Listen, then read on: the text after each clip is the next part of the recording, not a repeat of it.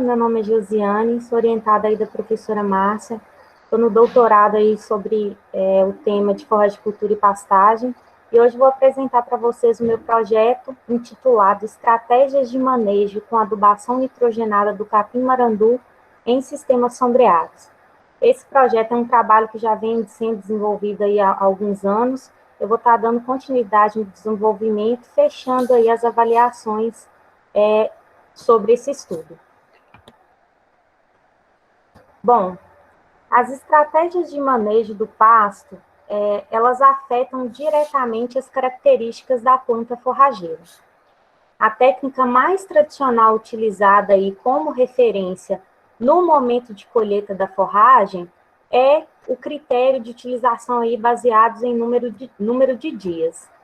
Porém, as estratégias de pastejo aí, nesse tipo de metodologia, elas são baseadas em calendários aí para colheita das gramíneas com os períodos fixos e já pré-determinados aí de rebrotação. E, em geral, esse tipo de avaliação, ela é muito inflexível e generalista. Por causa desses problemas, esse tipo de metodologia vem sido contestada por inúmeros pesquisadores. Embora ele seja o mais fácil do ponto de vista prático, em função aí das condições de crescimento do pasto, se for levado em consideração aí as práticas de manejo, as variações climáticas, o período fixo em dias, ele acaba podendo ser ou muito longo ou muito curto aí, dependendo destas variações. Isso acaba comprometendo aí a persistência e a estrutura do pasto. O sombreamento que existe aí no sistema silvopastoril como um fator aí a mais que influencia aí nesse crescimento e desenvolvimento desse pasto, o problema ele tende a se agravar ainda mais. Tendo em vista aí que essas interações que poderão ocorrer aí baseados no sombreamento e em outros fatores podem influenciar aí no crescimento dessa planta. Portanto, esse critério aí de número de dias fixos, ele é um critério ainda mais questionável para o manejo de pastagem quando em condições de sombreamento, como é no caso aí do sistema silvopastoril. Uma outra estratégia de manejo é a utilização de metodologias baseadas no uso da interceptação luminosa, tendo aí como referência de acompanhamento aí no processo de rebrotação da planta. Essa técnica do uso aí da interceptação luminosa, ela permite que a forragem ela seja colhida ou por corte ou por pastejo, sempre numa mesma condição fisiológica. Neste contexto, conhecer e entender essa dinâmica de crescimento e desenvolvimento das plantas que compõem essa pastagem, bem como as modificações morfofisiológicas que ocorrem em resposta às mudanças em subbosque, nos sistemas sombreados, eles são os requisitos fundamentais nessa busca aí para aumentar a produtividade dentro do sistema. Isso de maneira sustentável aí nos sistemas silvopastoris. Esse conhecimento, ele pode auxiliar, então, aí no desenvolvimento e na definição de metas de manejo mais adequadas para o capim-marandu, uma vez que ainda não existem estudos definindo aí essas metas de manejo do pastejo para essa cultivar sobre essa condição aí de sombreamento.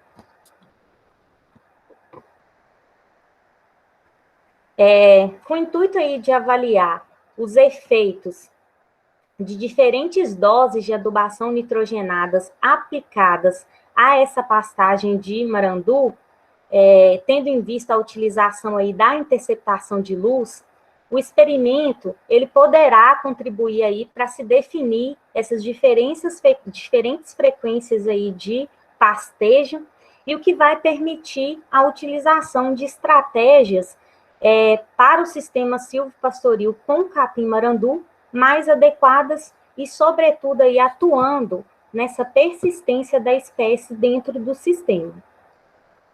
Diante desse impasse, o conhecimento mais detalhado desses aspectos aí relacionados aos sistemas sombreados é essencial aí na escolha de opções de forrageiras que são melhor adaptadas a esse tipo de sistema, criando aí, desenvolvendo, explorando alternativas de manejo que visem a otimização do desempenho dessa planta e, consequentemente, isso aí vai acabar refletindo também no desenvolvimento do animal e do sistema de produção.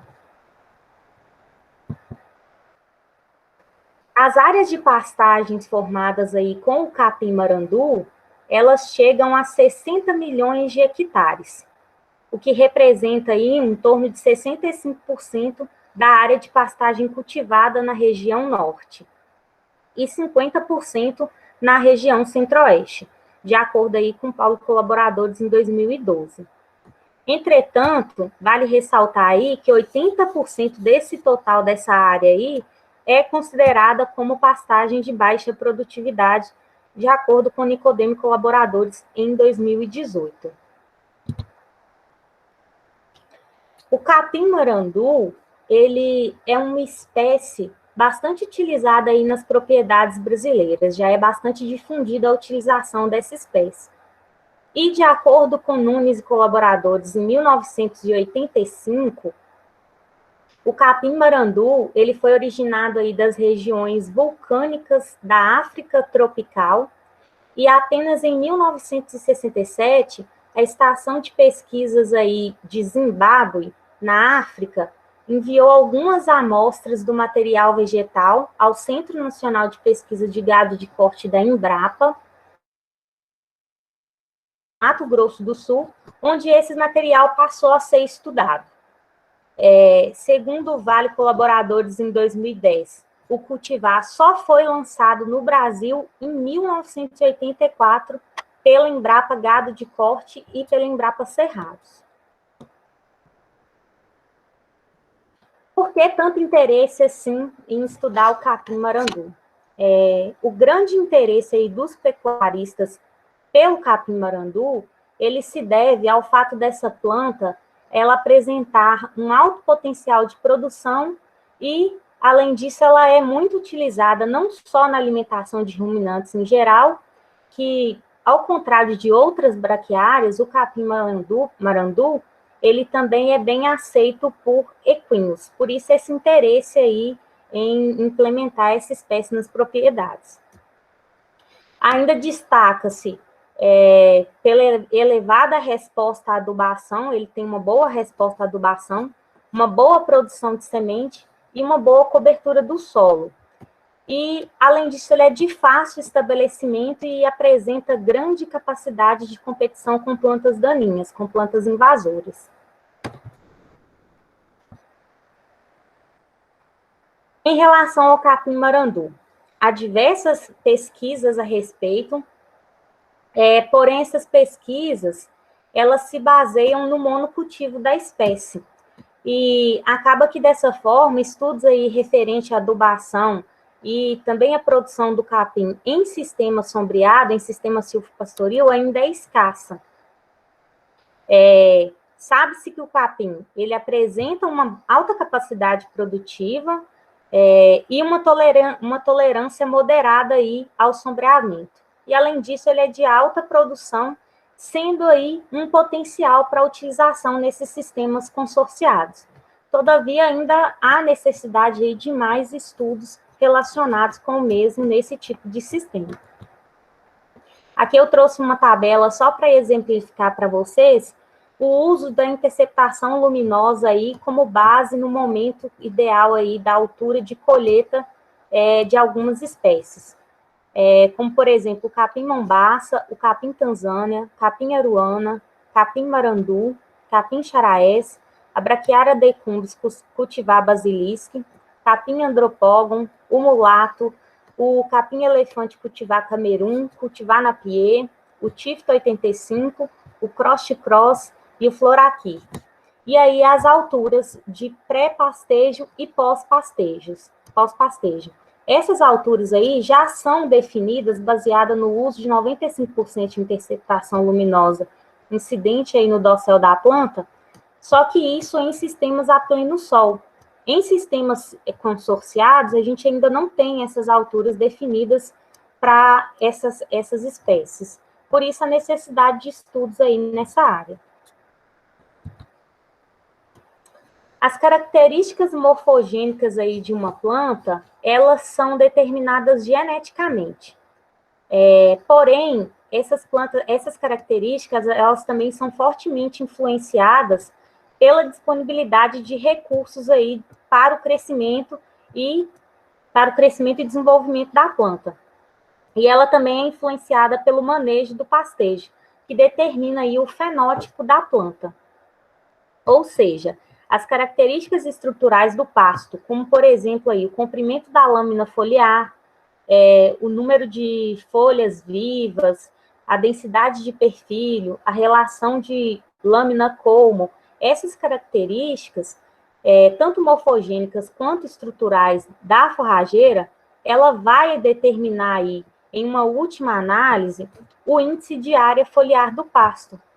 E esse índice de área foliar, ele é responsável pela interceptação da radiação solar, pela absorção de dióxido de carbono e posterior realização do processo fotossintético aí.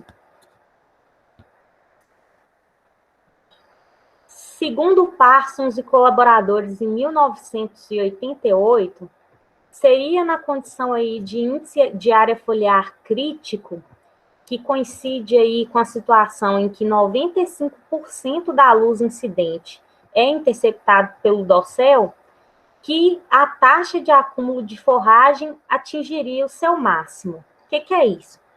Isso acontece quando o balanço entre o processo de crescimento e senescência da planta seria o máximo, permitindo aí o maior acúmulo de forragem nesse período. Isso corresponderia, então, por o ponto de colheita ideal seria nesse momento. E isso indicaria a necessidade de se estudar e de se compreender também melhor os aspectos relativos à estrutura do dossel. Não só a estrutura do dossel, como também o uso da radiação incidente e do balanço dos processos aí de crescimento e senescência, como uma forma aí para se planejar e definir estratégias aí de uso e de manejo dessas plantas aí.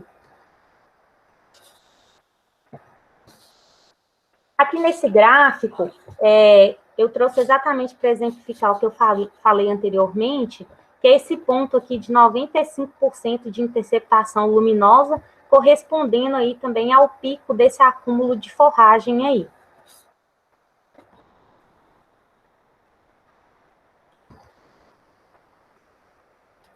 Bom, diversos trabalhos, eles evidenciam aí o importante papel aí da disponibilidade de luz ao longo do dossel das plantas forrageiras. E isso reflete nas características estruturais do pasto. Porém, em sistemas sombreados, parece que ainda não tem alterações morfológicas levando aí a respostas diferentes quanto ao manejo do pastejo. Não é levado em consideração ainda essas alterações. Desta forma, em condições onde há restrição na disponibilidade de luz, como ocorre em sistemas silvopastorios, compreender essas mudanças aí decorrentes do sombreamento, ela poderá auxiliar aí na definição de estratégia de manejo do pasto de forma mais adequada aí. Os sistemas pastoris relacionados aí com essa reposição de nutrientes, apesar deles apresentarem um ecossistema aí mais complexo, com maior capacidade aí na ciclagem e realocação desses nutrientes, quando eles são manejados de forma mais intensa, há sim a necessidade de reposição desses nutrientes. Apenas a ciclagem não é suficiente. Isso se deve pelo fato das plantas arbóreas e das plantas forrageiras elas crescerem juntas e competirem aí por esses nutrientes, pela água e outros recursos que são limitados aí dentro do sistema. essa competição aí por nutrientes, ela pode ser contornada com a aplicação de fertilizantes aí no estabelecimento do sistema, considerando aí a necessidade nutricional de cada espécie que for ser implementada dentro do sistema. Além disso, é importante também que sejam feitas adubações aí de manutenção para atender essas demandas nutricionais das espécies aí envolvidas e suprir essa demanda aí ao longo do tempo. O nitrogênio, ele, depois da água, é o elemento que mais influencia aí no crescimento e desenvolvimento da planta e é também o elemento exigido em maior quantidade aí pelas plantas. Vários autores aí, eles mostram, evidenciam aí a importância desse elemento no aumento linear aí nas produções de matéria seca com o crescimento das doses aí de nitrogênio, com acréscimo nessas doses de nitrogênio. Além de melhora nas características estruturais, como, por exemplo, altura, perfilhamento, área foliar, relação folha-colmo, há também um aumento aí no valor nutritivo das plantas. O nitrogênio, ele desempenha um papel importante com várias características morfogênicas envolvendo aí a dinâmica das folhas e dos perfilhos. Com base nisso, é necessário mais estudo para avaliar o potencial das respostas aí das gramíneas a essa adubação nitrogenada associada aí ao efeito do sombreamento em sistemas consorciados. Além disso, a fertilização nitrogenada, ela pode ser uma alternativa aí para manter os índices de produção e proporcionar um efeito aí positivo na qualidade da forragem, visto que, como já foi dito, isso influencia aí na dinâmica aí do valor nutritivo das plantas, na melhora aí desse valor nutritivo. Os objetivos do trabalho. Esse trabalho ele foi proposto com o objetivo de avaliar o valor nutritivo da braquiária brisanta cultivar marandu em sistema silvopastoril e em monocultivo, e como objetivo específico, avaliar os parâmetros químico-bromatológicos da braquiária brisanta cultivar marandu nos diferentes sistemas, definir metas de manejo do pastejo em sistema silvopastoril e definir metas de manejo e adubação nitrogenada para o cultivar marandu em sistema silvopastoril. Como material e métodos. O experimento ele será desenvolvido aí na Fazenda Experimental do Moura, pertencente à Universidade Federal dos Vales do Jequitinhonha e Mucuri, em Curvelo. O período total do experimento, ele será dividido aí em um período destinado para a preparação da área, com uniformização aí da altura do pasto. Aí nas imagens tem uma imagem mostrando a área do experimento, e aqui a entrada dos animais para rebaixar esse pasto e depois ser feita uma roçada com utilização de roçadeira aí para uniformização. Além disso, será feita uma adubação da pastagem, o monitoramento da interceptação luminosa, a manutenção das cercas e limpeza da área experimental. E a outra parte será com o período efetivo aí de avaliação e coleta dos dados. O delineamento utilizado será o de parcelas subdivididas com 4 repetições, sendo as parcelas as 3 doses de nitrogênio, 0, 100 e 200 kg por hectare, na forma aí de sulfato de amônio, e as subparcelas as distâncias das linhas das forrageiras aí, das fileiras de eucalipto, de 2, 4 e 6 metros. Mais uma testemunha adicional aí, que vai ser o capim-marandu em monocultivo, sendo cultivado aí a pleno sol. As avaliações. A avaliação de produção de forragem, ela vai ser realizada junto aos parâmetros para a quantificação das realizações, das relações aí luminosas, e tanto no sistema silvopastoril quanto no pleno sol. Essas plantas, elas vão ser cortadas aí para estimativa da produção após os pastos cultivados aí a pleno sol atingirem 95% de interceptação luminosa. Aí, quando esses pastos a pleno sol atingir esses 95% de interceptação, todas as parcelas vão ser cortadas, mesmo as submetidas aos tratamentos com sombreamento. Isso para determinação da interceptação luminosa aí de cada unidade experimental. Para a determinação aí dos níveis de sombreamento impostos aí pelas árvores de eucalipto, será avaliado aí o percentual médio de redução da radiação fotossinteticamente ativa, incidente acima e abaixo aí do dossel das plantas, em 5 pontos distintos aí das parcelas, sendo realizado o cálculo em relação às plantas que estarão sendo cultivadas a pleno sol. O monitoramento da interceptação luminosa será feito pelas plantas forrageiras cultivadas aí no subbosque do eucalipto e nas cultivadas a pleno sol, que será realizado utilizando um aparelho aí, o cepitômetro, um aparelho de analisador de dossel. Serão realizadas 5 medidas em cada ponto, acima e abaixo do dossel, e essas leituras, elas deverão ser realizadas sob condição de radiação difusa, às 9, 12 e 15 horas, que coincide aí com o início da manhã, o sol a pino e o final da tarde, seguindo aí as recomendações de uso do aparelho em dias aí com condições homogêneas e de luminosidade. O índice de área foliar. O índice de área foliar, ele vai ser estimado simultaneamente aí ao monitoramento da interceptação luminosa, pela média do dossel forrageiro avaliado, e uma vez que o cepitômetro também, ele calcula aí o índice da área foliar baseado na radiação fotossinteticamente ativa, medida aí acima e abaixo do dossel. E isso vai ser avaliado simultaneamente com outras variáveis que aí relacionam a posição do sol.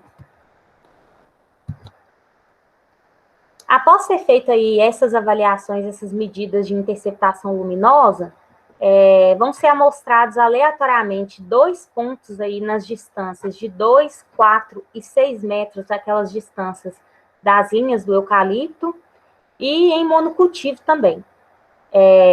Com auxílio aí de um quadrado de área conhecida de 50 centímetros, vão ser amostrados buscando aí uma representatividade aí dessas amostras.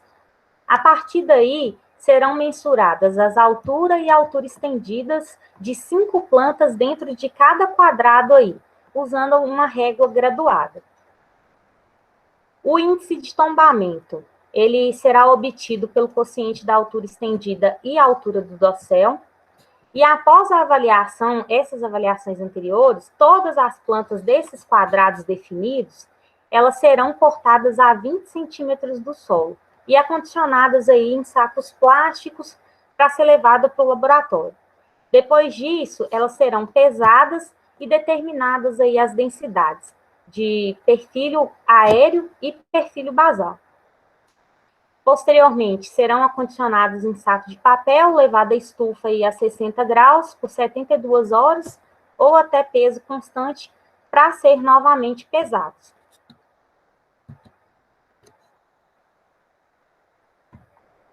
A massa de componentes morfológicos aí da forragem. Na avaliação aí desses componentes morfológicos da forragem, vão ser separadas aí de forma manual, com o auxílio de tesouras, a fração lâmina foliar, o pseudocolmo, a inflorescência e o material senescente. Posteriormente, aí, cada componente será acondicionado também em saco de papel, pesado e levado à estufa de ventilação, para ser novamente pesado e obter aí o cálculo com base na porcentagem da matéria seca total da forragem. O número de ciclos, ele será avaliado ao longo de todo o período experimental e corresponderá aí ao número de vezes que os pastos a pleno sol atingirem 95% de interceptação luminosa. Nesse momento, todas as parcelas, inclusive as sob sombreamento, serão colhidas. O intervalo de pastejo, ele se dará em dias e será determinado aí pelo tempo que esse pasto gastar para retornar aí, atingir novamente esses 95% de interceptação luminosa.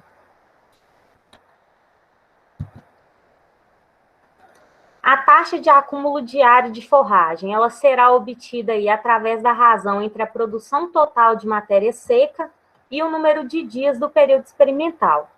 Já a determinação da eficiência de utilização do nitrogênio pelas plantas forrageiras, ela será obtida aí subtraindo a produção total de matéria seca de cada tratamento que tem nitrogênio com a produção do tratamento sem adubação nitrogenada. Para avaliação da quantidade de luz, os dados aí de relação V e VVE, eles serão obtidos por meio de um medidor de luz vermelho e vermelho distante, nos mesmos pontos, datas e horários aí das medidas de interceptação luminosa. A partir daí vai se obter a média entre as três medidas dentro de cada parcela do sistema silvopastoril e na parcela em monocultivo. Os teores de clorofila A e B serão determinados às 10 horas da manhã do dia do corte das parcelas, com auxílio do aparelho clorofilômetro e posicionando aí o equipamento no terço médio da primeira lâmina foliar das folhas aí já completamente expandidas. Isso em 3 perfilhos por planta. Quanto à composição bromatológica do material, as amostras de forragem, elas serão secas e moídas em moinho de faca com malha de 1 milímetro e armazenadas aí em um recipiente plástico para determinação da composição bromatológica. As avaliações bromatológicas consistirão das variáveis de matéria seca, matéria mineral, fibra em detergente neutro, fibra em detergente ácido, lignina, hemicelulose, celulose, proteína bruta, proteína indigestível em detergente ácido, proteína indigestível em detergente neutro e digestibilidade in vitro da matéria seca. Como resultados esperados. Espera-se que a partir dos resultados se defina aí qual que vai ser o melhor nível de sombreamento, onde essa sombra aí, ela não se torne um fator limitante para a produção e para o acúmulo aí do capim-marandu, e se definir qual a melhor dose de adubação nitrogenada para o capim-marandu no sistema silvopastoril. Além disso, definir metas de manejo do pastejo em sistema silvopastoril baseado em todas as variáveis aí que forem estudadas ao longo do experimento. Com considerações finais, o trabalho ele vem aí para avaliar o efeito do arranjo do plantio e das doses de nitrogênio no desenvolvimento do capim-marandu, e com o desenvolvimento de estudos relacionados aí à ecofisiologia das forrageiras, sobretudo aí as características morfogênicas e estruturais, o que possibilitará aí um melhor entendimento da dinâmica de crescimento dessa forrageira. Aqui o cronograma do trabalho, com uma parte de revisão, preparo da área, adubação, coleta de dados, moagem de amostras, preparo das misturas, análise bromatológica, tabulação desses dados, análise estatística e redação aí de trabalhos. O meu trabalho ele já vem sendo desenvolvido e agora a gente está aí preparando as amostras para a parte de bromatologia. Aqui um orçamento das análises, alguns mourões, arame, combustível e material de laboratório, totalizando aí um valor de R$21 mil aproximadamente aí para a realização do projeto. É isso, pessoal. Obrigada.